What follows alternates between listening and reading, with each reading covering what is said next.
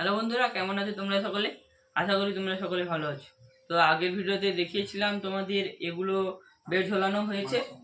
তো এই বেডে মাশরুম হয়নি, তখন ফুটো ছিল, এখন ফুটো করে এই মাশরুম বের হয়েছে। তো এই মাশরুম যখন বের হয় তখন হালকা কুড়িভাবে ছিল, এখন বের হয়েছে, এখানে কুড়িভাবে হয়েছে দেখো। তো এই মাশরুম কালকে আমি হারভেস্ট করব, তাই আজকের আমি ভিডিওটা করছি।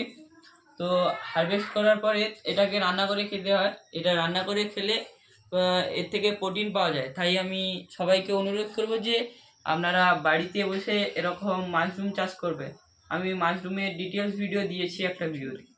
তো এদিকে আরও অনেক কুড়ি হয়েছে, দেখো এদিকে কুড়ি হয়েছে। তো এটাকে এক লাইন দিয়ে ফুটো করতে হবে তার কোনো মানে নেই। একটা উপরে করতে পারো, একটা নিচে করতে পারো, চাইলে আর নিচেও বীজ দিয়ে করতে পারো, নিচ দিয়েও বের হবে, যেরকম এখান দিয়ে বের হয়েছে।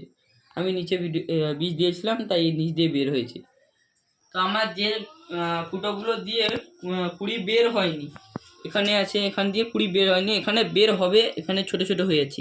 কিন্তু এই যে জায়গাটা আছে, এখানে এসো, এই জায়গা দিয়ে আমার কুড়ি বের হয়নি। এটা একটু দেরি হবে, 2 থেকে 3 দিন লাগবে, তারপরে বের হবে। তো এটা ছোট হয়ে আছে, যে এখানে আমার খুব বড়োভাবে বের হয়েছে।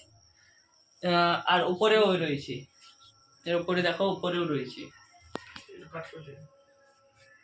তো বন্ধুরা, আমার এই যে ফুলগুলো বের হয়েছে, তো এটা আমার বের হতে টোটাল সময় লেগেছে 22 দিন, 20 থেকে 22 দিন সময় লাগবে তোমরা যদি করো।